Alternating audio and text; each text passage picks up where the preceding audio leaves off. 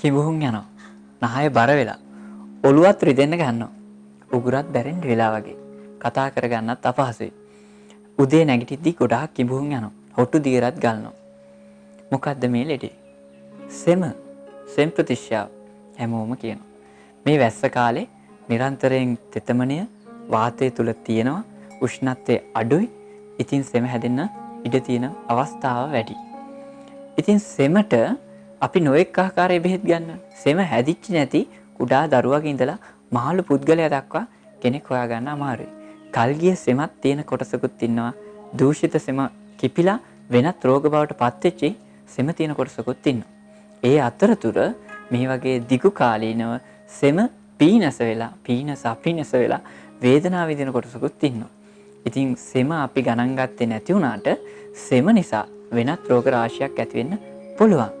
ඉතින් සෙම පහසුවෙන් සනීප කර ගන්න නම් අපිට සෙම කිපෙන එහෙම නැත්නම් මේ කප දෝෂය ඇති කරන විහරණ ආහාර වලින් ඈත් වෙන්නම වෙනවා. මොකද ලෙඩට ප්‍රතිකාරය ආහාර සහ විහරණ. ඖෂධ වැටෙන්නේ තුන්වෙනියට. ඒක හන්දා පළවෙනියටම කරන්න ඕනේ සෙම නාශනය කරන ආහාරමය ඖෂධ තියෙනවා. ඖෂධ ගත්තාම දේශීය වෙදකමේදී කොටස් දෙකකට අපි බෙදනවා. එකක් තමයි ඖෂධමීය ආහාර සහ ආහාරමය ආහාර කියන එක. මේකේ ඖෂධමය ආහාර අපි නිතර ගත්තාම ආහාරයක් හැටියට ගන්නත් පුළුවන්, රෝග රසකින් ආරක්ෂා වෙන්නත් පුළුවන්. තේ බොනෝනේ අපි නිතර. මේ තේ බොන වෙලාවට ඉඟුරු කෑල්ලක් පොත්ත ඉවත් කරලා තලලා පාවිච්චි කරන්න පුළුවන් මේ තේ එකත් එක්ක. ඊට පස්සේ රණවරා, ඉරමුසු, බෙලිමල් වගේ දේවල් නිතර බොන්නත් පුළුවන් අපිට. කොත්තමල්ලි සෙමට හොඳ ඖෂධයක්. ඒ වගේම නිකන් ඉන්න වෙලාවට සෙම හැදුනහම දෙලුම් කොළ ටිකක්, නික කොළ ටිකක්, පාවට්ට කොළ ටිකක් කඩලා අරගෙන වතුර මුට්ටියකට දාලා රත් කරලා හොඳට මේකෙන් හුමාලේ අල්ලන්න. මේ හුමාලේ ඇල්ලීමත් එක්කම මේ සෙම තත්ත්වයේ ටික ටික තුරන් වෙලා යනවා. පහසුවෙන් කරගන්න පුළුවන් දේවල් මේවා. කාටවත් අපහසුයක් අමාරුවක් නැහැ. ඒ වගේම රැට අපහසුයෙන් සීතල කෑම මේ වගේ දේවල් කන්න එපා. ඊළඟට කල්ගිය සෙම අලුත් සෙමට ඇරුණාම කල්ගිය සෙමට නිතර පාවිච්චි කරන්න පුළුවන් බටර් වගේ දේවල්. පෙරනම් ගිතෙල් වගේ දේවල්.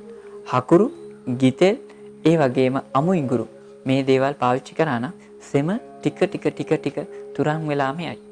ඒ වගේම තෙල් වර්ග තියෙනවා. ඖෂධීය තෙල්. උදාහරණයක් විදිහට නිර්ගුණ්‍ය ආදී තෙල්, පාටා තෙල්, අණු තෛල, පීනස් තෛල, රතු ලුණු තෙල් මේ වගේ තෙල් එකක් අරගෙන හොඳින් හිසට දාලා හොඳට උත්තේජනය කරන්න. ඒ විදිහට නිතර තෛල අභ්‍යංගයන් කරද්දී ඒ වගේම තෙල් බැදුම් කෑම වලින් ඈත් වෙලා පීනස වැඩෙන, සෙම වැඩෙන මේ රාත්‍රී ස්නානය, සීතල දේශගුණයන් වල නිතර සිටීම, වැඩි වෙලාවක් නිදාගෙන සිටීම, පාන්දර අවදියෙන් සිටීම මේ වගේ දේවල් වලින් ටික තුරන් වුණාම සහ මෙකී ඖෂධීමීය ආහාර වලින් නිතර පරිසේවනය කරපුවාම මේ පීනස එහෙම නැත්නම් සෙම තුරන් කරගන්න පුළුවන්.